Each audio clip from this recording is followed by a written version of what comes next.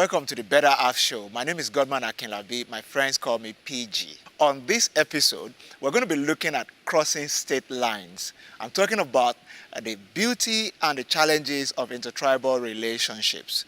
So you don't want to go away. Stay with me and I'll be right back. Today's episode is all about crossing state lines. We're talking about the beauty and challenges of intertribal relationships. And I have with me in the studio today Joshua and Folusho Ilewari.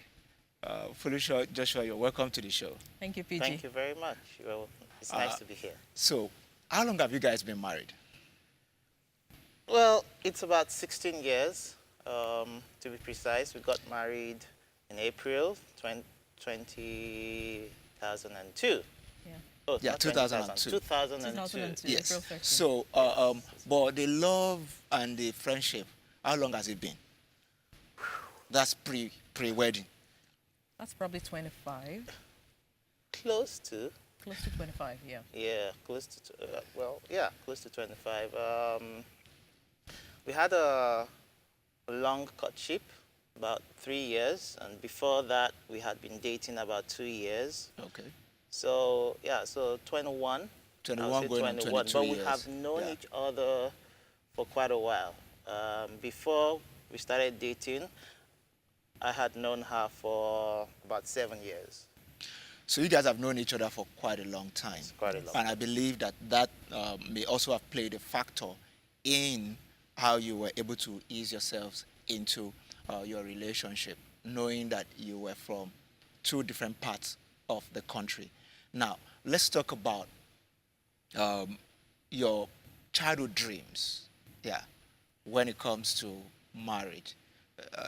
Did you have any particular childhood dreams, Folusho, when it comes to marriage? Absolutely.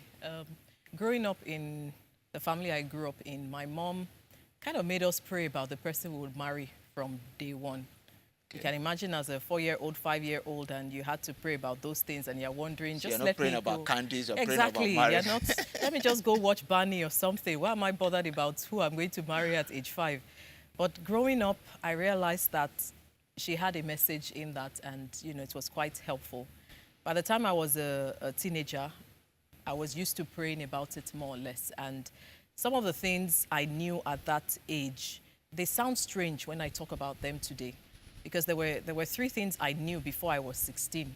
I kind of knew that I would marry quite young. I knew that I would marry from another tribe. Wow. I knew that as early as before 16. And I knew that the person I would marry would not be in the same school that I was in at that time.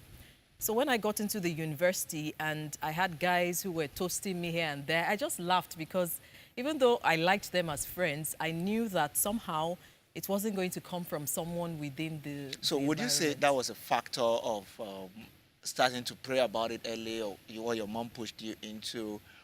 Was that prayer factor that gave you that premonition or intuition about all these things? I think the prayer factor had something to do with it because it's kind of raised my awareness about what I would like my future to be like.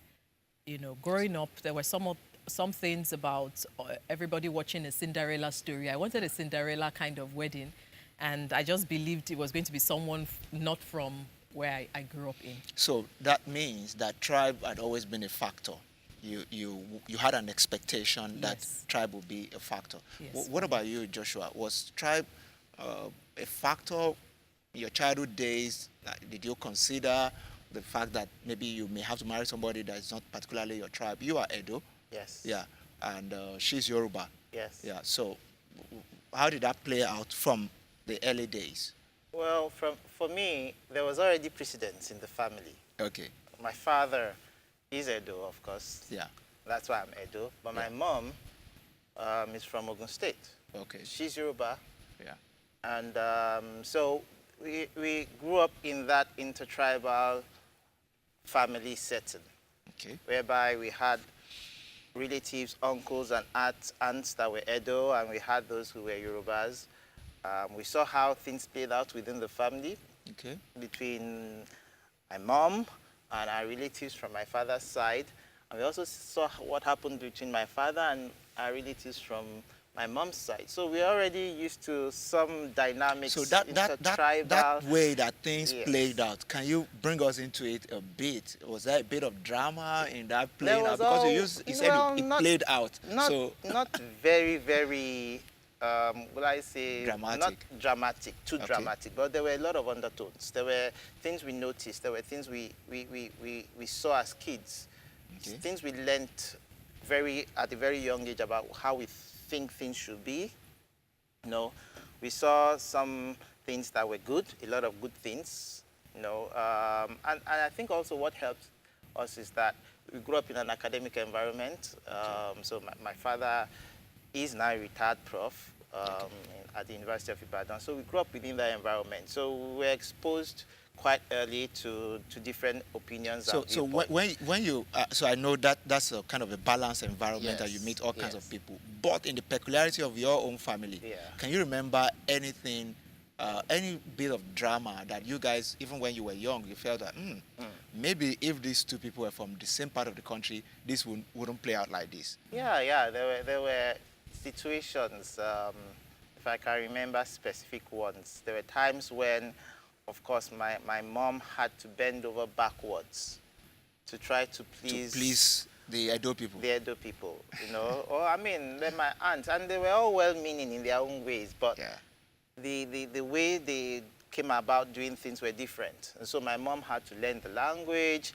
My mom had to try to learn how to do things the Edo way. Edo way, And when yeah. things didn't even work, you know, she sometimes, my father tried to protect her, but he couldn't do that all the time. And so Yeah. there were times that... So there you were know, exposures yes, where based she was on background exposed based on her differences. background differences. Yeah. We saw a few tears here and there. Here and there. We saw a few discussions, heated arguments, Heated even argument. between my father and his relatives because of my mom, Wow. trying to protect her, Yeah. you know. So, yes. So you kind of grew up with, having all that in mind. But let's come back to both of you. Now, how did you meet? How did you meet this Yoruba girl? And I also understand that there's a bit of age gap between both of you. Yes. I also want to know how that has played out. So you have two things really: the tribal differences and a bit of age difference. Yeah. So, but let's start with how did you meet? So I was 10 and he was 17 Yeah. when we first met. Yeah. And he was my Sunday school teacher at that time. He was replacing someone. And yes, so he happened to come into the class and I didn't like him at first glance. I didn't like how he looked. I didn't like how he talked. He was just very different from my previous teacher, more or So less. it wasn't like he wasn't looking So good. it You were was- just judging him based on the other teacher. So let's. Yes, I judged him based on the other teacher. And I just decided I was going to make his life a hell in such a way that they would send him away and someone else would come, But in the process, it grew beyond that.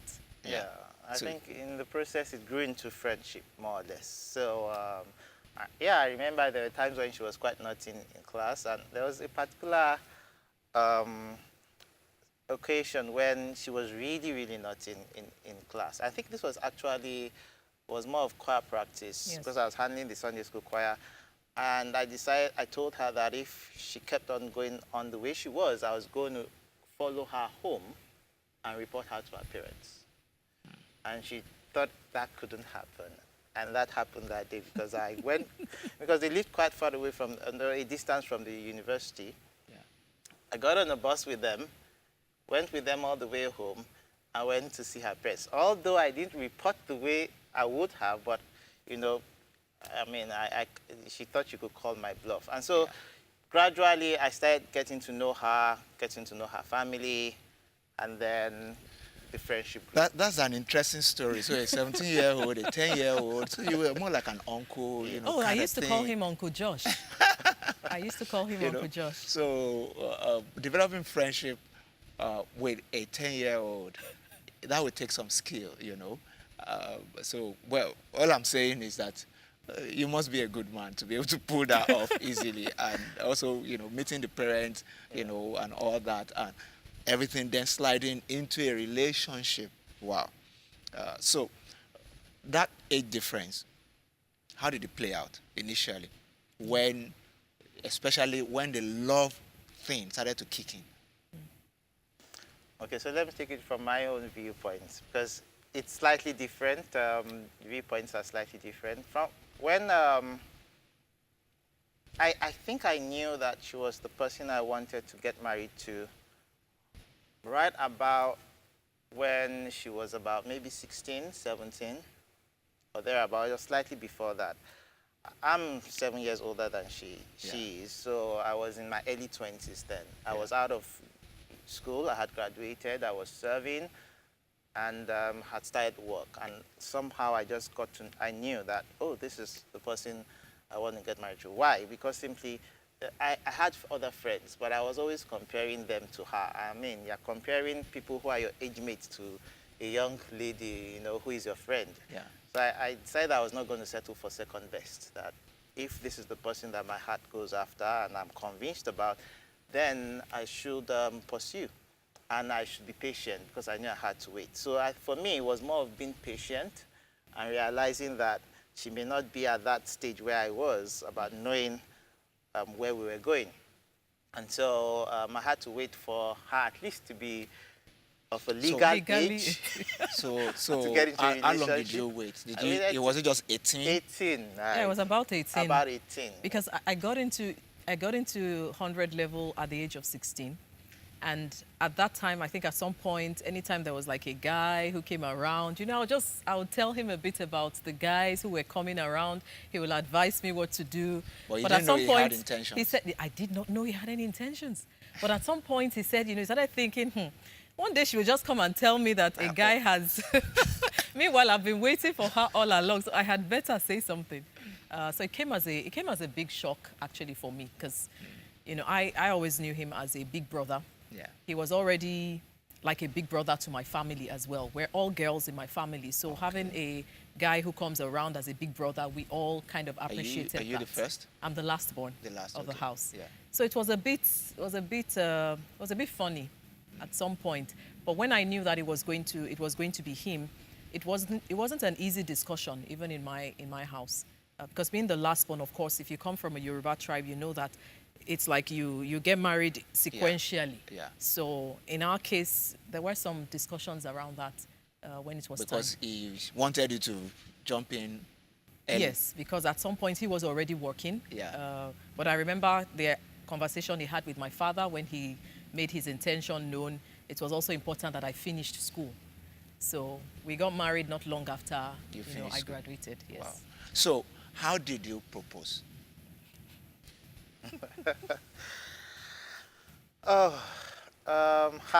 I just said it. That's it. It was not a date out, romantic, on your knees, rose, holding a rose or something. I think it was end of a semester or session or something like that. Or maybe one of these long Yeah, it was a breaks, long holiday. long holidays due to a strike or something. She had to go get her stuff from school. So you So I went took with her her to get together. stuff from school. We were talking, we were joking, we were laughing. But before then, I knew that everyone had noticed that we were dating, Yeah. that we were going out. People were seeing her with me. Her parents were already noticing that these visits to their house and becoming all more- other things were beyond just general visit. There was some targeted interest. So you just got to that point where you just made So up your mind. I Today, made up my mind today that, is today. Yeah, that we have to define this relationship properly. Yeah. And I did that also because I felt I needed to protect her. She was young, and I felt that if people were to ask her, who is this guy to you? What does she say? Yeah. So at that point, that evening, we were talking, and all of a sudden, I just popped the question and said, what do you think about spending the rest of your life with me? Yeah. And And what was my response? there was no response. the laughter stopped. The talking stopped. It was like I dropped a bomb in the room and everything Quietness. stopped. Yeah. And for the rest of that evening, there was nothing. There was no exchange. There was no conversation. So I took her home, dropped her off. She just disappeared. And I didn't see her for about 2-3 days. Wow. You know, so I thought I'm in trouble. And on that note of getting into trouble because you said your mind, we're going to take a break, and when we come back, we will dig a little deeper into the life of Joshua and Folusha and the intrigues of intertribal relationships. So don't go away. Please stay with me, and we'll be right back.